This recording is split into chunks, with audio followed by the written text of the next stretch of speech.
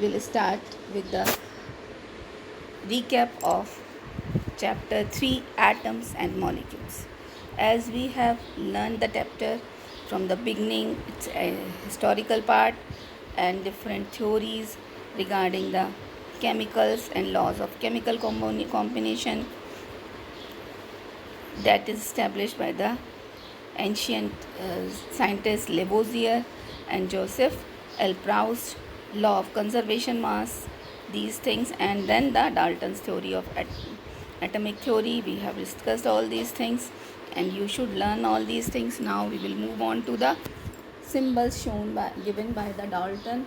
Some of the symbols are shown in your worksheet, and you should learn which symbols were given and why now these symbols are changed, because these symbols were quite confusing. So now with the first alphabet of our element, we have given the symbols. If one or more elements are starting with the same alphabet, then one more alphabet is taken from that spelling, or sometimes the Latin names are used for giving the symbols. So here is a list of symbols that you must learn. All these symbols are important from the point of view of chemistry. Without studying these symbols, we cannot proceed further. After that, we should learn the atomic masses of certain elements so that we can make the molecular formula, so that we can take out the molecular masses also of a particular compound. Then what is ion, molecules and compounds, we have studied all these things. And how we write the formula, this is shown in this page. You can see how we can make the carbon tetrachloride formula, because we know the carbon's valency is 4 and chlorine's valency is the 1. They are crisscrossed, and in this way we can make the formula CCl4.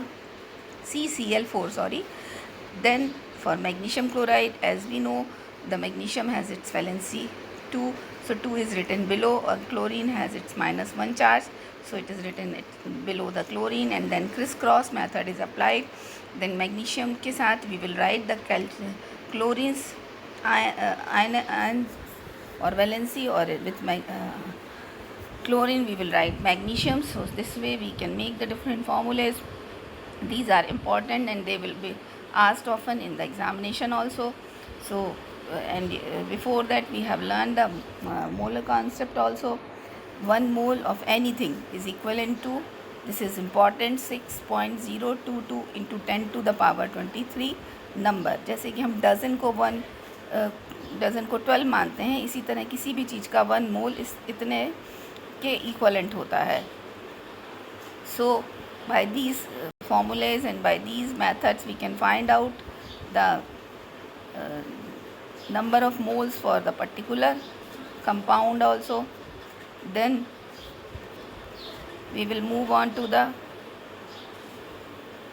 polyatomic compound, that you should know what are polyatomic compounds and their examples, and it is given in your previous sheets also. Cluster of atoms that act as an ion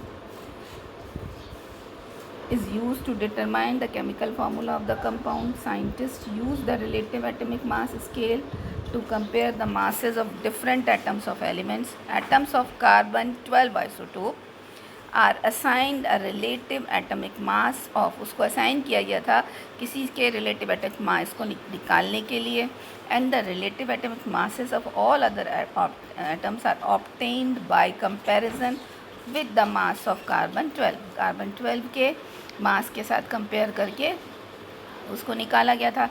इस तरह से Avogadro constant, it is given here 6.022 into 10 to the power 23 is defined as the number of atoms in exactly 12 gram of carbon 12. So this is all about today's